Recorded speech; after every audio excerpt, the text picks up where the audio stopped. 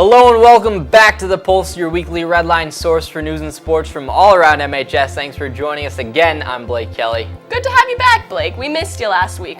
Yeah, I'm sure you guys did. Well, I'm Morgan Kite. Today on The Pulse, you heard about chickens, and that same biology class is now conducting a new study, only this time with a different feathery animal. And find out just how much is too much when it comes to spending money on prom. Stay tuned. This is The Pulse.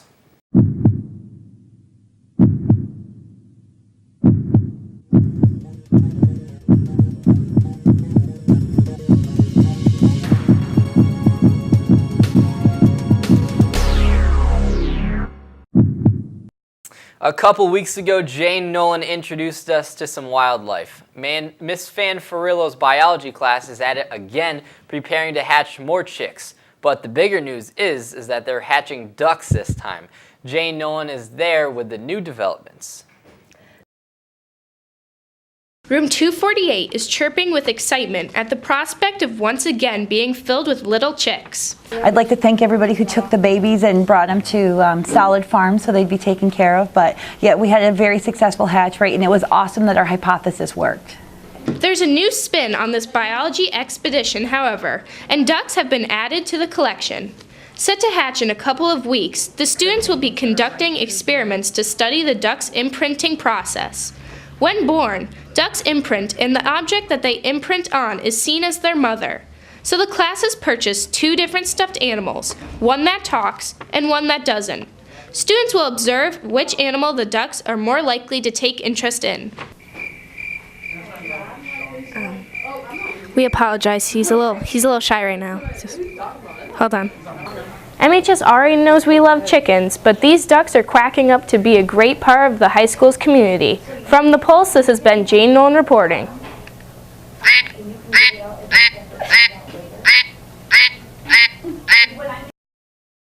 The ducks and chicks are expected to hatch in the upcoming weeks. Jane will hopefully continue to keep us up to date on our feathered friends. I can't wait to see those ducks hatch. I know, they're going to be so cute, and we're definitely doing a follow-up story. Good. Well, there are many students at Manchester High School with a wide range of talents.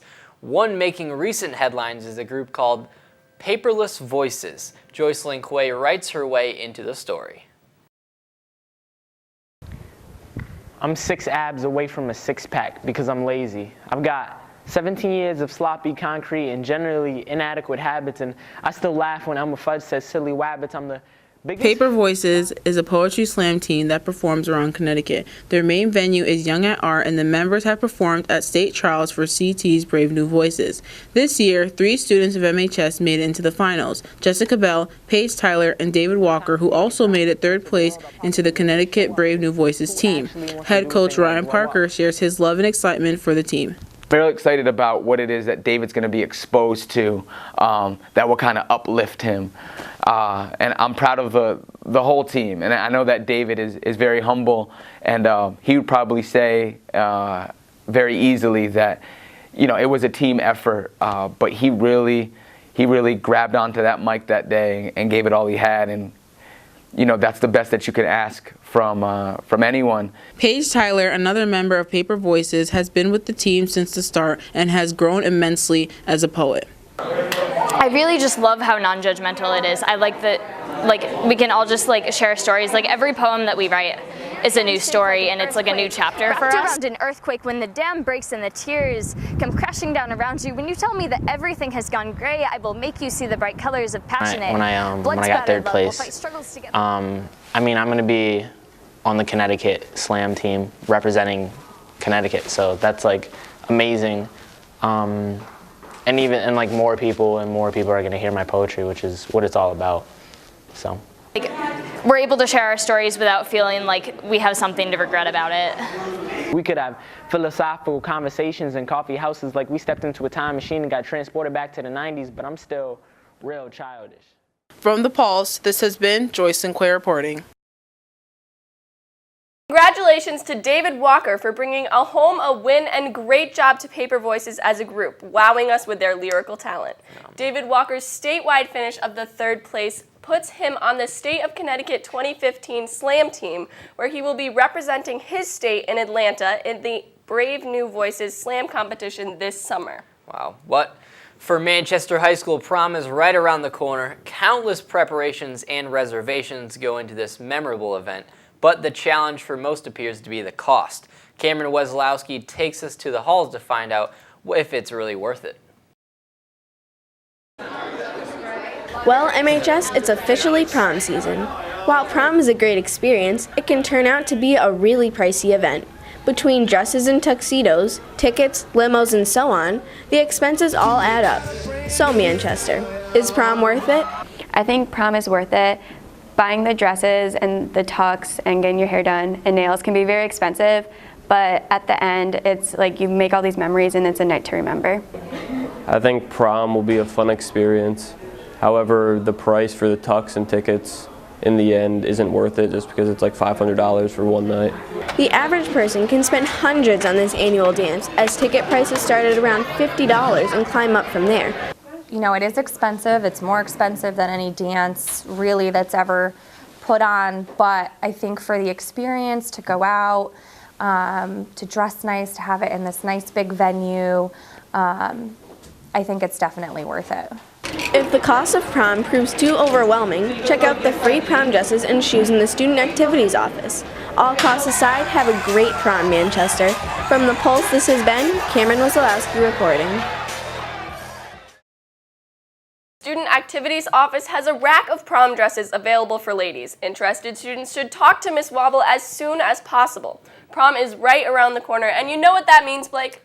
Could you be possibly talking about some warmer weather? Because if you are, then we're going to throw it on over to Miles and Izzy with this week's weekend weather update.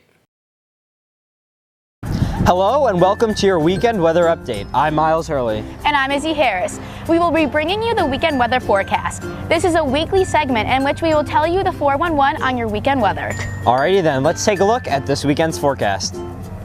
For Saturday, there will be a high of 67 and a low of 41. It will be partly cloudy with a 10% chance of precipitation. Now we're going to throw it on over to Miles to see what Sunday looks like. Thanks, Izzy. Moving on to Sunday, the temperature will be a warm 72 during the day and cool down to around 47 at night. There will be a slight chance of precipitation, but it will be mostly sunny. Looks like May is finally giving us some of that warm weather we've been hoping for. Yeah, this is pretty exciting. I heard it could even reach 80 degrees next week. That is awesome. Well, thanks for joining us for the weekend weather update. I'm Izzy Harris. And I'm Miles Hurley. Have a great weekend, Manchester.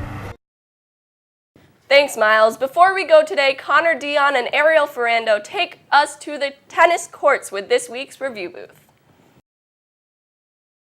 Hello everyone, welcome to this week's review booth. I'm Connor Dion. And I'm Ariel Ferrando. Today we're looking at MHS's tennis teams. First we have the boys tennis team. Now the boys tennis team lost a couple of seniors last year, including two-time all-conference athlete Peter Godwin, but still have two seniors in Tommy Barrett and Patrick Moakler. Next year, things are looking pretty good too, with a large sum of juniors including Mark Amato and Dante Auriello moving into their last year of tennis. The boys may have a 1-3 record. However, they've got some of their harder games out of the way pretty quick, and they should be able to cap off the year with a great record. The girls' tennis team experienced a similar departure of seniors in 2014, but this is the year that the ball is really in their court. This year is filled with plenty of senior veterans and new talent, including Mairead Scanlon, Lisa Roy, Jackie Burns, and Kirby Abbott leading the pack. Next tennis season will really be the year of Amatos, as Melanie Amato holds next year's future. The girls had a similar start to the boys, starting off 1-4. Now they have some interesting and some hard matchups coming up, so I am interested to see what will happen in the future. As am I. Ariel, have you noticed that we're missing something? What, Connor? Well, I feel like we haven't said a tennis joke today. What about the ball in their court joke? I don't know, I didn't feel like it caused enough racket. Alright, well that's it for this review booth. I'm Ariel Ferrando. And I'm Connor Dion. Next week we have another special review booth just for you guys. We can't wait to serve you guys another review booth. Seriously, stop. Hi, where's the love?